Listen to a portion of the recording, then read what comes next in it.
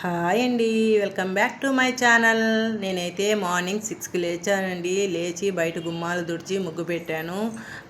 వేడి నీళ్ళు తాగేదానికోసమని gas stove మీద వేడి నీళ్ళైతే పెట్టాను. బియ్యం అయితే నానబెట్టుకున్నానండి. మా వారికి ఉదయాన్నే క్యారేజ్కి పెట్టాలనేసి రైసు నానబెట్టుకొని తర్వాత మునక్కాయ పులుసు చేస్తామని చింతపండు అయితే నానబెట్టి పక్క పెట్టుకున్నాను. వేడి నీళ్ళు అయితే కాగిపోయాక ఒక గ్లాస్ నీళ్ళు తాగానండి. మార్నింగ్ అయితే నేను టీ తాగనండి. ఇంకా రాగి జావ కోసం ఈరోజు అయితే టిఫిన్ అయితే ఏం చేయట్లేదండి. రాగి జావ, ఎగ్స్, నట్స్ ఉంటాయి కదా, బాదము, జీడిపప్పు, పిస్తా అవి నానబెట్టుకున్నాము. అవి తినేస్తారండి. ఇంకా అన్నం అయితే స్టవ్ మీద పెట్టాను, కుక్ అవుతూ ఉంది అన్నము. ఈరోజైతే చాలా వర్క్స్ అయితే చాలా ఉన్నాయండి నాకు. రాగి జావ అయితే స్టవ్ మీద పెట్టేశానండి. ఈ రాగి పిండి అయితే నేను రాగులు, జొన్నలు, సజ్జలు, కొంచెం బాదం పప్పు, జీడిపప్పు ఇవన్నీ కొంచెం యాడ్ చేసి మరి నీట్గా కడిగి ఎండబెట్టి పోయి ఆడించుకొని వచ్చానండి మిల్లు దగ్గర. పిల్లలు అన్నీ మంచిగా తినరు కదండి, ఎముకలకి మంచిగా ఉంటుందనేసి, హెల్త్కి మంచిదనేసి, మనకి ఎక్కువగా బ్యాక్ పెయిన్ అనేది, మోకాలు నొప్పులు అనేటివి ఎక్కువగా వస్తుంటాయి కదా. ఇవి ఇలాంటివి తాగామనుకోండి, వీక్లో కనీసం వారం రోజు మార్చి రోజు రాగి జావ అలాగ తాగామంటే మనకి చాలా హెల్త్కి మంచిదండి. మన ఒంట్లో చెడు కొలెస్ట్రాల్ అనేటివి కూడా చాలా వరకు కంట్రోల్గా ఉంటాయండి. రోజు ఇడ్లీ, దోశ అలాంటివి ఎక్కువగా ఆయిల్కి సంబంధించిన ఫుడ్లు అలాంటివి తిన్నామనుకోండి, మనకి స్టమక్ చాలా ఇదైపోతుంది. మనకి బాడీ కూడా హెవీగా ఉన్న ఫీలింగ్ వస్తుందండి. మధ్యలో వీక్లో కనీసం 3-4 డేస్ అన్నా రాగి జావ అలాంటివి తీసుకున్నామంటే మనకి చాలా ఈజీగా ఉంటుంది. మనకి డైజెషన్ ప్రాబ్లమ్స్ అనేటివి రాకుండా ఉంటాయండి. అన్నం అయితే కుక్ అయిపోయిందండి. అన్నం కుక్ అయిపోయింది. ఇంకా కర్రీ అయితే చేయాలండి. అన్నం అయితే చేశాను. ఈ మధ్యలో పిల్లలకి జడలు వేసానండి. ఇద్దరికి జడలు వేసి వాళ్ళు రెడీ అవ్వమని చెప్పాను, స్నానాలు చేయమని. ఇప్పుడైతే మునక్కాయ పులుసు చేద్దాం అనుకున్నాను, కానీ చేసే ఓపిక లేదు నాకు. మా చిన్న పాపకి అయితే స్టమక్ కొంచెం అప్సెట్ అయిందండి. అందువల్ల మేమిద్దరం అయితే కూరలు తినము. అందుకని మా వారు మునక్కాయ పులుసు ఎందుకు, ఇంక మీరిద్దరు కూడా తినరు కదా, నాకు పెద్ద పాపకే కదా, ఏదో ఒకటి చేసేలే అన్నారు. ఇంక సరే అని చెప్పి చింతపండు అయితే ఫ్రిడ్జ్లో పెట్టేశాను. ఇంక రేపు ఏదో ఒకటి చేసుకుందాంలే అనేసి. క్యారెట్లు ఉన్నాయండి, క్యారెట్ ఫ్రైడ్ రైస్ చేసేస్తాననేసి అడిగాను పాపని, మా వారిని. ఓకే చేసే అన్నారు. అందుకనేసి వాళ్ళిద్దరికి క్యారెట్ ఫ్రైడ్ రైస్ అయితే చేస్తున్నానండి.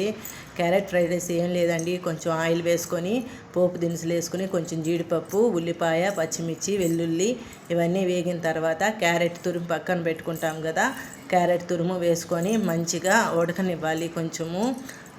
కొంచెం సాల్టు, పసుపు, ధనియాల పొడి, గరం మసాలా ఇవన్నీ యాడ్ చేసుకోవాలండి. మంచిగా కుక్ అయినాక అన్నం ఉంటుంది కదా, అన్నంని మిక్స్ చేసేసుకొని లాస్ట్లో కొత్తిమీర వేసేసుకున్నామంటే చాలండి. క్యారెట్ రైస్ బాగుంటుంది, చాలా బాగుంటుంది. మా పిల్లలైతే చాలా ఇష్టంగా తింటారండి. ఎక్కువగా క్యారెట్ది ఫ్రై వండిచ్చి కొంచెంగా అన్నం వేసామంటే బాగుంటుందండి. ఎక్కువ అన్నం వేసి ఫ్రై కొంచెంగా ఉన్నిందనుకోండి అంత టేస్టీగా ఉండదు, సవ్వగా ఉంటుంది.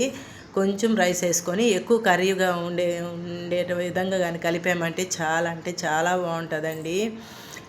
వేడివేడిగా తిన్నామంటే ఇంకా చాలా బాగుంటుంది. కానీ టిఫిన్ బాక్సులు కదా, అప్పుడు కూడా బాగుంటుంది. ఇద్దరికి, మా వారికి కొంచెము, మా పెద్ద పాపకు కొంచెం పెట్టేశానండి. మా వారికి అయితే ఒక చిన్న బాక్స్ నిండా క్యారెట్ రైస్ పెట్టాను, ఒక బాక్స్కి కర్డ్ రైస్ పెట్టానండి. మా వారు న్యూట్రీ చాయిస్ బిస్కెట్స్ షుగర్ ఫ్రీవి తెచ్చుకున్నారండి, ఓట్స్ బిస్కెట్స్. అవి మళ్ళీ జాంకాయ పెట్టాను తనకి. ఈవినింగ్ టైం స్నాక్ టైంలో తిందామనేసి. బెడ్ అయితే వందరగా చేసేస్తున్నారండి. అవన్నీ నీట్గా సర్ది పెట్టాను. పిల్లో కవర్స్ అన్నీ తీసేసానండి. అందుకే ఆడ బెడ్షీట్ అయితే అలా కప్పెట్టున్నాను. ఇంకా దివానా మీద చూడండి బట్టలు ఎలా ఉన్నాయో, ఇవన్నీ మడతలు వేయాలి. ఇల్లు మొత్తం నీట్గా క్లీన్ చేయాలి. మార్నింగ్ ఒక వంత అయితే వీళ్ళందరూ ఆఫీస్కి వెళ్ళిపోయి పిల్లలు స్కూల్కి వెళ్ళిపోయాక అది ఒక వంత అవుతుంది మనకి, ఆడవాళ్ళకి తప్పదు కదండి. నేనైతే ఇంకా రిలాక్స్ అవుదామనేసి కొంచెం టీ అన్నా పెట్టుకొని తాగుతూ కాసేపు టీవీ చూద్దాము అనేసి అయితే పాలు స్టవ్ మీద పెట్టానండి.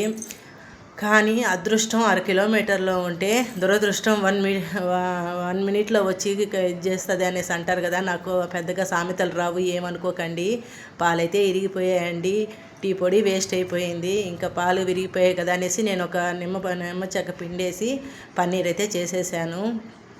కొబ్బరి నీళ్ళు తెచ్చారండి మా వారు. ఇంకా పాపకి బాటిల్లో, పెద్ద పాపకి చిన్న పాపకి బాటిల్లో పోసి పంపించాను. కాసేపు ప్రశాంతంగా సీరియల్ చూద్దామనేసి ఒక సీరియల్ అయితే చూశానండి. బట్టలు అయితే నీట్గా మడతేసేసానండి.